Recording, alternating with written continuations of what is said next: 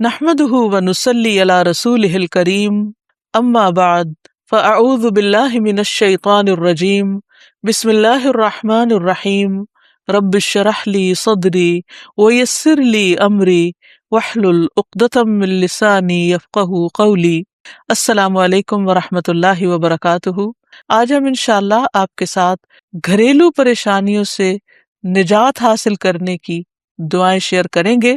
اس موضوع پر آپ سے گفتگو ہوگی کہ کس طرح ہم اپنے خاندانی زندگی کو، اپنی معاشرتی زندگی کو خوشگوار بنا سکتے ہیں اللہ سبحانہ تعالیٰ کی مدد کے ساتھ۔ جہاں تک گھریلو پریشانیوں کا تعلق ہے تو اس میں ہم دیکھتے ہیں کہ ہر گھر کے اندر کوئی نہ کوئی چیز ایسی ہو جاتی ہے کہ جس سے باہمی تعلقات میں بدمزگی پیدا ہو جاتی ہے۔ بعض افراد کی طبیعت میں غصہ زیادہ ہوتا ہے، بعض لوگ جھگڑالو ہوتے ہیں، بعض لوگ شکی مزاج کے ہوتے ہیں، بعض لوگوں کو اونچا بولنے کی عادت ہوتی ہے، بعض لوگ دوسروں کو مختلف باتوں پر زج کرتے رہتے ہیں، بعض لوگ اپنی ذمہ داریوں کو ٹھیک سے نہیں نبھاتے۔ تو یہ تمام چیزیں صرف نہ یہ کہ ایسے انسان کو خود بلکہ اس کے آس پاس رہنے والوں کو اذیت میں مبتلا کر دیتی۔ اب اس میں انسان بعضوں کو سمجھانے سے بھی کام لیتا ہے، دوسروں سے بھی مدد لیتا ہے، لیکن پھر بھی مسئلہ حل نہیں ہوتا۔ تو صحابہ کرام تو اپنی جوتی کا تسمہ بھی ٹوٹ جاتا تو اللہ سبحانہ تعالیٰ سے مانگتے تھے۔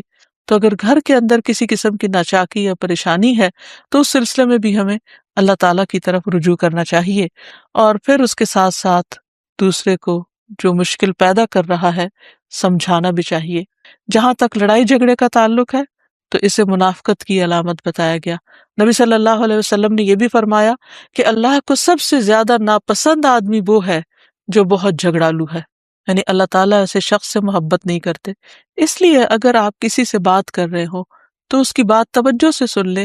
چھوٹی چھوٹی باتوں پر جھگڑنا اور دوسرے کے ساتھ بد اخلاقی سے پیش آنا یہ درست نہیں۔ پھر اسی طرح مومن جو ہے وہ کبھی بد اخلاق نہیں ہوتا، اور بد اخلاقی پھر منافقت کی علامت ہے۔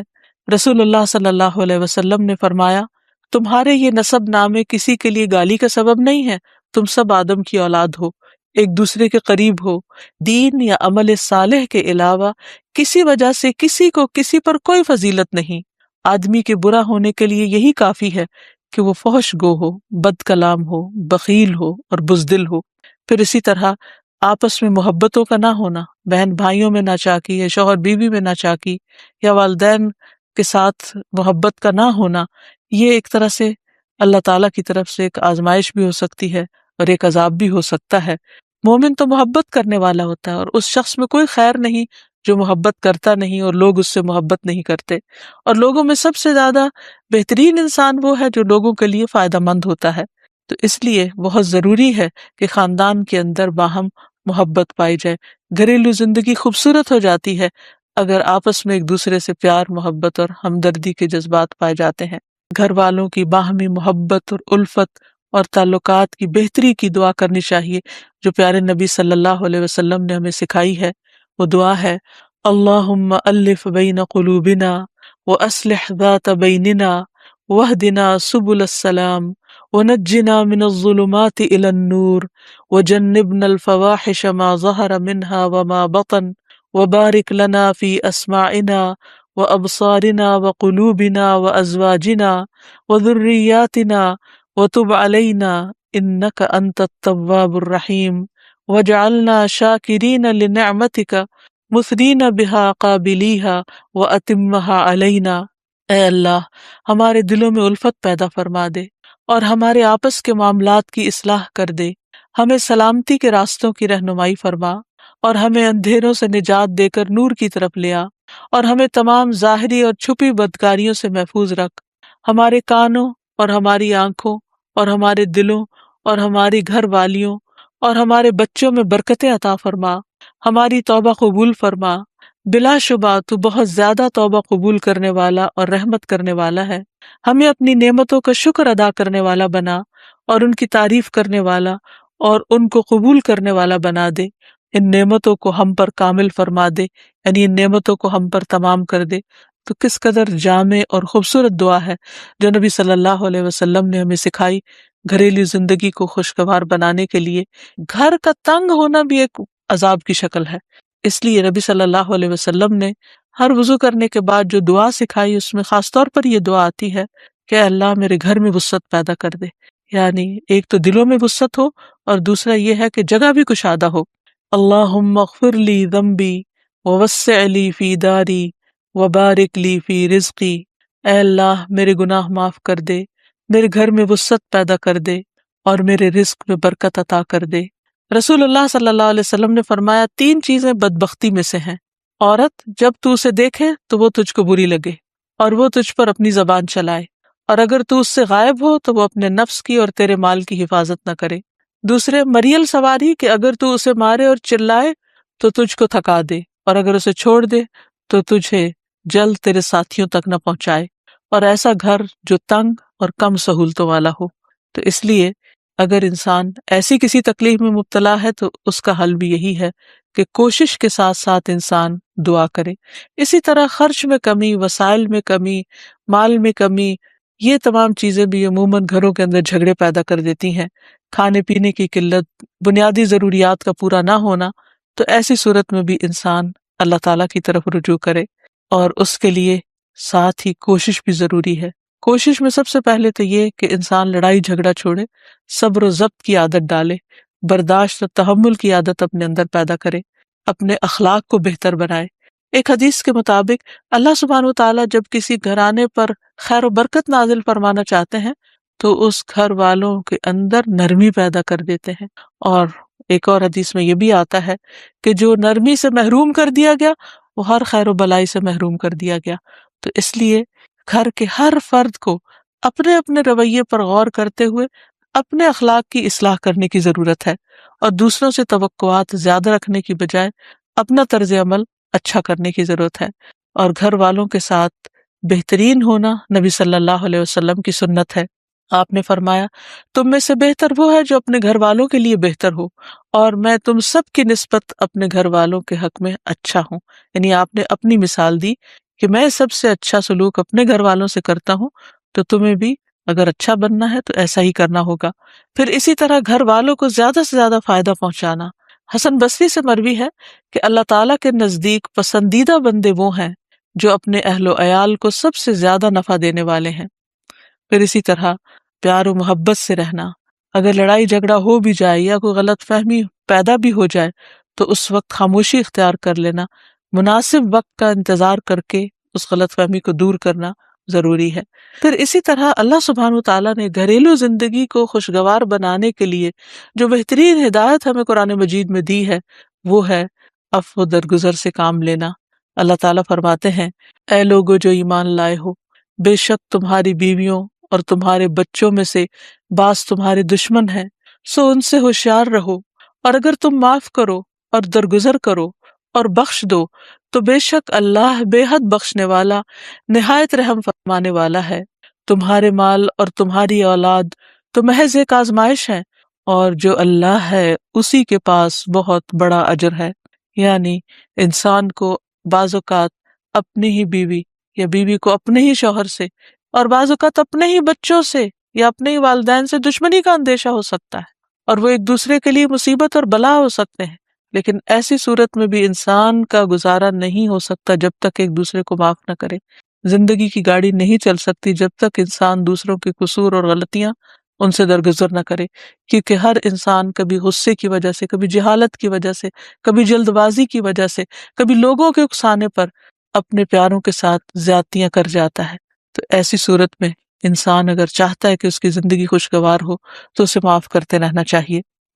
نبی صلی اللہ علیہ وسلم کے اخلاق کے بارے میں جب پوچھا گیا تو حضرت عائشہ کہتی ہیں کہ آپ طعن و تشنیع کرنے والے نہ تھے، یعنی طعنے نہیں دیتے تھے، یعنی اگر کسی سے غلطی ہو جاتی تو اسے بار بار یاد نہیں کراتے تھے، فحش کام نہیں کرتے تھے، بازاروں میں چیخنے والے اور برائی کا بدلہ برائی سے دینے والے نہ تھے، بلکہ معاف کرنے والے اور درگزر کرنے والے تھے۔ اور حقیقت یہ ہے کہ جو جس کے جتنا قریب ہوتا ہے، جیسے گھر والے ہیں، اس کی غلطیاں اور اس کی کمزوریاں زیادہ سامنے آتی ہیں، اور پھر وہ ریپیٹڈلی سامنے آتی ہیں، بار بار سامنے آتی ہیں، تو ایسی صورت میں معاف کرنا بھی مشکل لگتا ہے، لیکن پھر بھی معاف کیے بغیر گزارا نہیں۔ پھر اسی طرح یہ ہے کہ انسان اگر ہمیشہ دوسروں کا حق ادا کرنے کی فکر کرے تو اس سے بھی بہت سے جھگڑے ختم ہو جاتے ہیں۔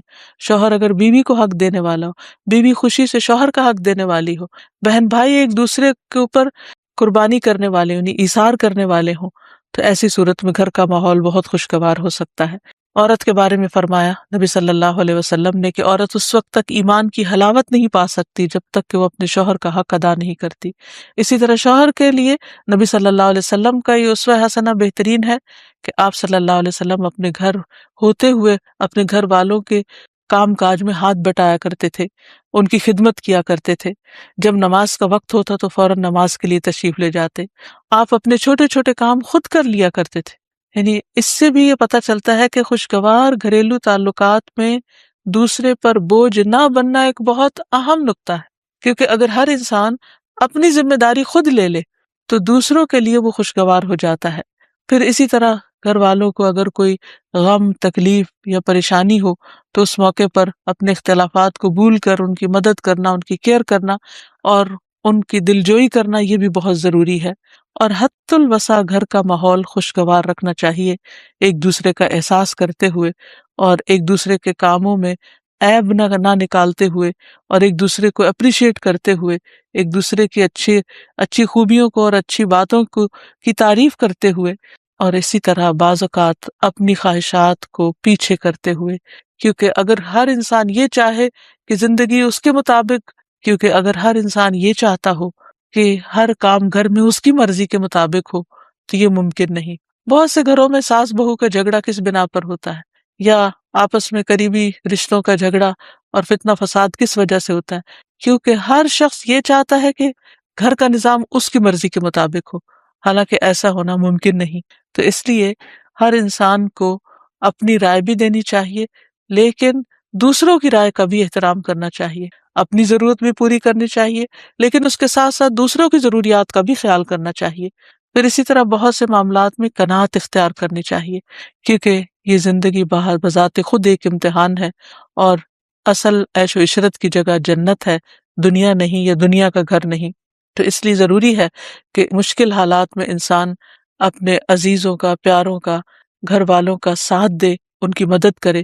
مثلا شوہر کے اگر معاشی حالات تنگ ہیں تو بیوی ناجائز مطالبات نہ کرے۔ اسی طرح اگر بیوی بیمار ہے تو شوہر اس سے بہت زیادہ گھر کے کام کا مطالبہ نہ کرے۔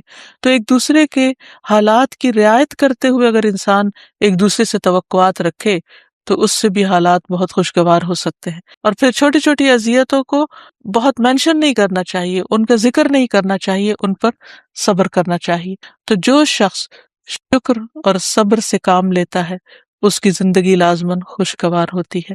لیکن اس کے باوجود بھی اگر گھریلو زندگی میں تنگی ہو، تکلیف ہو، آپس کی ناچاکی ہو، دشمنی ہو، پریشانی ہو، بہت بے چینی ہو، تو پھر اللہ سبحانہ و تعالیٰ ہی کی طرف رجوع کرنا چاہیے، کیونکہ قرآن مجید میں آتا ہے وَإِن يُرِدْكَ بِخَيْرٍ فَلَا رَادَّ لِفَضْلِهِ يُصِيبُ بِهِ مَن يَشَاءُ مِنْ عِبَادِهِ وَهُوَ الْغَفُورُ الرَّحِيمُ۔ اور اگر اللہ تجھ سے کوئی بھلائی کرنا چاہے تو کوئی اسے ٹالنے والا نہیں، وہ اپنے بندوں میں سے جسے چاہے فضل سے نوازتا ہے، اور وہ بخشنے والا اور رحم کرنے والا ہے۔ تو اس لیے چھوٹی چھوٹی تکلیفوں پر بھی فوراً اللہ کا ذکر، اللہ کی یاد، اللہ کی تسبیح انسان کے دل کو سکون بخش دے۔ اور نبی صلی اللہ علیہ وسلم نے خصوصاً اپنی پیاری بیٹی فاطمہ رضی اللہ تعالی عنہا کو، جب وہ گھر کے کام کاج کر کے تھک جاتی تھی، کیونکہ اپنے ہاتھ سے چکی پیستی، اپنے ہاتھ سے آٹا گوندتی، اپنے ہاتھ سے اپنے گھر کے کام کاج کرتی، بچوں کو لک آفٹر کرتی، تو بہت تھک جاتی تھی، اور اسی تھکاوٹ کی وجہ سے انہوں نے ایک دفعہ نبی صلی اللہ علیہ وسلم کے پاس جب کچھ قیدی آئے تو خادم کا مطالبہ کیا، لیکن آپ صلی اللہ علیہ وسلم نے ان کو خادم دینے کی بجائے یہ تسبیحات سکھائیں، اور فرمایا کہ جب تم اپنے بستر پر جانے لگو تو 33 بار سبحان اللہ، 33 بار الحمدللہ، اور 34 بار اللہ اکبر پڑھ لیا کرو، اور اسی لیے یہ تسبیحات فاطمہ کے نام سے بھی معروف ہیں۔ پھر اسی طرح چھوٹی چھوٹی پریشانیوں کے سلسلے میں، مثلاً بچے کو چوٹ لگ گئی یا اچانک کسی وبائی مرض کا کوئی شکار ہو گیا، تو علاج معالجے کے ساتھ ساتھ دعا کرنا ضروری ہے۔ مثلاً گھر والوں میں سے اچانک کسی کو کوئی ایسی بیماری آ گئی، کوئی سٹروک ہو گیا یا ہارٹ اٹیک ہو گیا، تو سارے گھر والے پینک ہو جاتے ہیں۔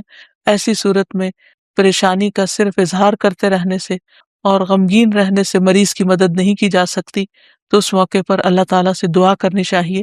اور ایک بہت خوبصورت دعا جو نبی صلی اللہ علیہ وسلم نے حضرت اسماء بنت امیس کو سکھائی تھی کہ آپ نے فرمایا کیا میں تمہیں ایسے کلمات نہ سکھاؤں جن کو تم پریشانی کے وقت پڑھا کرو، اور وہ کلمات ہیں اللہ اللہ ربی لا اشرک بہ شیئا، اللہ ہی میرا رب ہے، میں اس کے ساتھ کسی چیز کو شریک نہیں بناتی۔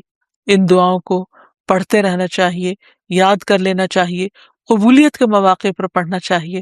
اگر زبانی یاد نہ بھی ہو تو دیکھ کر پڑھ لینا چاہیے، اور اگر ان کا ترجمہ نہ آتا ہو تو اردو میں پڑھنے میں بھی کوئی حرج نہیں، لیکن اللہ تعالیٰ سے مانگتے رہیے کیونکہ ساری مشکلات کا حل صرف اسی کے پاس ہے۔ وآخر دعوانا ان الحمد للہ رب العالمین۔